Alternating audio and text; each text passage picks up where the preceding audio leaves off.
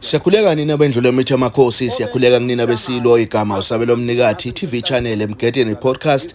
Namhlanje ke sikwi media briefing njengoba ke uphakela umthakathi ezibizile intatheli ukuthi azothamela imedia briefing. Namhlanje sokhumbula ukuthi ke bekade ehlangene nomengameli umnumzane uRamaphosa uzosicacisela ke namhlanje ukuthi ke ikuphi okuhlalukile emhlanganweni wabo.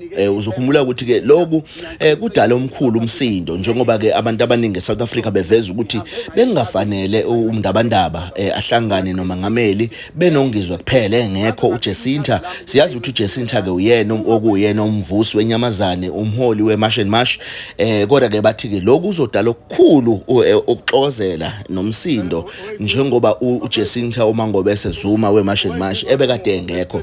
Bathi babona uphakela umthakathi njengenosomathuba ukuthi manje emva kokuba esethola ithuba lokuvele vele ngeMarch and March ngaphasi kwaJacinta, yena kusebona ithuba lokuthi afake ifoundation yakhe, insizwa nomtsizwa foundation ekade ingaziwa, kodwa ke lokhu bathi bakubona njenganento engeke iziphethe kahle. Kodwa ukuze sithole impendulo ngalolu daba asilalele nangu uphakela umthakathi. Akwehla umoya mkhaya, akwehla umoya ningamadoda nina ngithi cha asehlisa umoya siqhubeke bafowethu.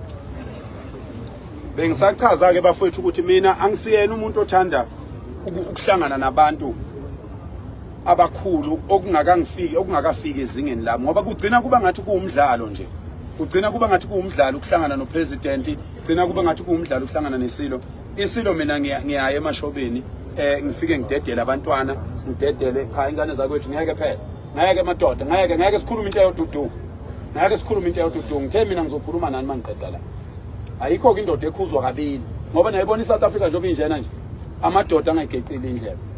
Amadoda njengageqe indlebe uningabona ukuthi ngabalula kanjani eSouth Africa, lokho esizama ukukhanda, yabo. So ke abaningi sengisho ukuthi lensizwa lena ebikade ingifonela ingicela ukuthi ngicela umongameli, kwaphela 20 minutes ngiphika ngithi cha mina ngihlangane nomongameli, mina yini indaba ningangitsheli ukuthi kwakungo9 ebusuku, yini indaba ningangitsheli ukuthi umongameli ufuna ukuthini kimi, bese ngisho mina ngimphendula umongameli. Yenqaba lensizwa kwathunyelwa umuntu wesibili, ngenqaba kwaze kwathunyelwa umuntu oseParliament wangifonela uxolo, wangifonela umuntu oseParliament wazichaza ukuthi ubani. Kwayima ngivuma ukujika eStanderton, baqala ukungifonela ngakafika eStanderton, bangifonela ngibheke eStanderton kwakusasele 35 minutes ngifike eStanderton. Ngajika eStanderton ngabuyela emuva eGoli, ngahamba ngayohlangana nomongameli. Abaningi ke bakhala ngokuthi kungani uJacinta singamtshelanga thina. uJacinta sengihlale naye imhlangano cishe emithathu, ngahlala umhlangano naye noMkhwanazi, nobaba uMkhwanazi, uNhlanhla uMkhwanazi, ngahlala umhlangano noPremier, ngaphinde ngahlala umhlangano naye noPremier, ngaphinde ngahlala umhlangano naye noPremier futhi. Kule mhlangano yomthathu angaze ngimfonele uJacinta ngithi akeze emhlanganweni, angaze ngimfonele ngoba kwakungemina engangibiza umhlangano. Awukwazi ukumenywa emhlanganweni bese ummema abakho abantu futhi nawo. Umhlangano oqala sasibizelwe lapha eMarine Parade, sahlangana saficana sesificana khona ngoba umuntu owayebiza umhlangano wayesifuna sonke. Namanje njengoba sibizwe sifonelwe ulona osifonelele sibizela emhlanganweni kaPresident. Umhlangano kwakulokhu kuhlalwe ngo2, mina ngisemashini. UPresident akangifunanga ngo9 ebusuku, kwakufunwa mina ngizonikeza uPresident isiqiniseko, ngoba nizokhumbula ukuthi uPresident wayihlangene neNgonyama ngayizolo.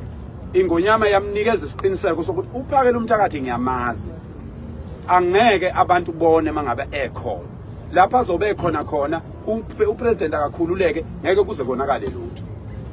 uPresident ufuna lelo zwi kimi, ufuna ukuzothi ndoda ade ngihlangene neNgonyama, iNgonyama ithe akuzukonakala lutho. Kunamazwe akhathazekile asaba ukuthi azolanda idumbu eSouth Africa ngenxa yakho. Ngathi mina President ngeke iziyenzeke lona, ngayethembisa iNgonyama, ngamethembisa uPremier, ngiyakwethembisa nawe President. Uma kwenzeka kufa abantu bebulawa ngabantu abazobe behamba nami President, cela ukhiphe iorder yokuthi uMkhwanazi akangibophe. Ngathi ngiphuma kuPresident ebusuku ngo11 ngabe ngithola ucingo luka baba uGeneral ubaba uNkwali Yenkosi, wathi indaba wangethembisa wathi ngeke kwenzeke lutho. Ngicela kusasa kwenzeke lokho uthi kwenzeke ngalendlela owasho ngayo wathi kuzokwenzeka ngayo. Ngaye entabeni mina wengane zakwethu.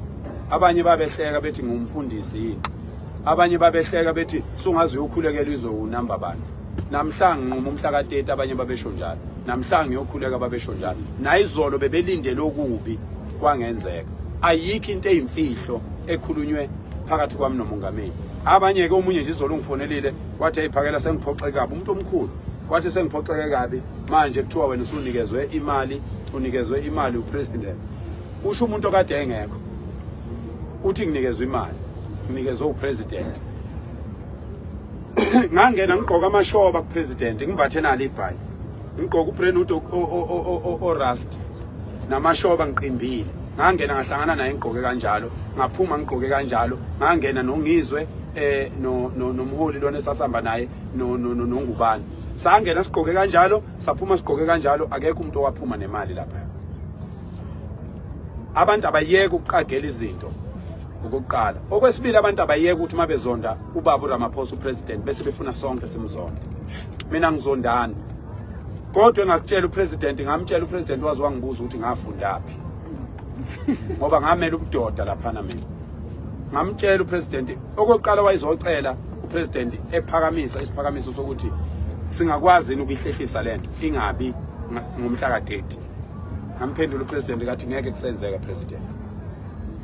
Ngoba okokuqala ukuzohlangana nawe bekungahleliwe kungcono ngoba kade sayiqala lento siqala isimemeza ukube kwenzeka kwasheshe kwahlehla kwasori kwahlaleka ngabe saselula isikhathi. Kodwa ngase ngimqinisekisa ngathi hayi president njoba president efuna sihlehlise akakhululeke umhla ka30 deadline akusho ukuthi kusebenza kuphelile. Sicela ukuthi azi ukuthi upresident kuzoqhubeka even ngomhla ka5 kune march eveli ihleliwe ngomhla ka7 kune march ngomhla ka10 kune march kuyaqhubeka ngoba inkinga akayiphelile.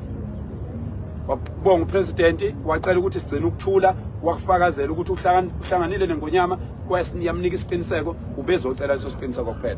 Ayikho into embi esixoxe ngoJacinta. Akuyona imarch and march ebifuna upresident. Upresident befuna uphakela umthakathi. Wabiza uphakela umthakathi. Uma ngabe dinga uMangobese uzolanda uMangobese futhi. Njengoba kade bize mina ubebize mina. Bakuphoqa kusuka ngo2 emini bengifuna bazokwayoshaya u9 ebusuku. Ukube ke babemdinga nayo uMangobese babezomfonela bembize. Akumina engangibize umhlangano bakwethu yekani ukuthi uMangobese ngamshiyelana.